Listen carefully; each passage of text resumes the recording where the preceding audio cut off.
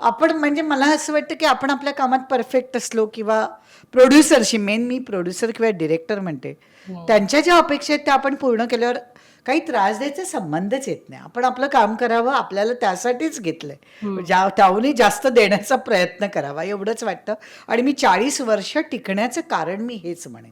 एक तर पाय जमिनीवर ठेवणं, हे डोक्यात हवा जाऊ न देणं, वेळेचं बंधन पाळणं, पूर्ण वेळेत विथ मेकअप रेडी राहणं, आणि जे आहेत त्यांना अपेक्षा आपल्या कामाची ती आपण पूर्ण केलं. कारण मी 15 वर्ष जेव्हा टॉपला होते, प्रेरणा, त्यावेळी रडारडीचे सिनेमे केले, त्या लाटेतले सिनेमे केले, तेव्हाही मी कंटाळायचे. पण मी म्हटलं मी तर एवढं मानधन मागितलं या सिनेमासाठी, समजा त्यावेळी मी हायेस्ट मानधन घेणारी फिमेल ॲक्ट्रेस होती आणि मी एवढं मानधन घेते, त्यांनी मला घेतलंय कशासाठी?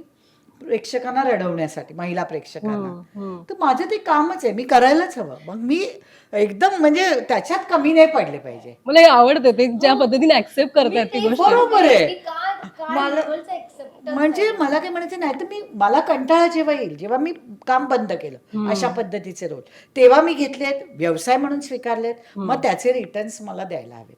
मी ते रडवण्याचे तर रडवण्याचं हमखास 100% रडवलं पाहिजे महिला ऑडियन्सला, आणि त्या पद्धतीने काम केलं.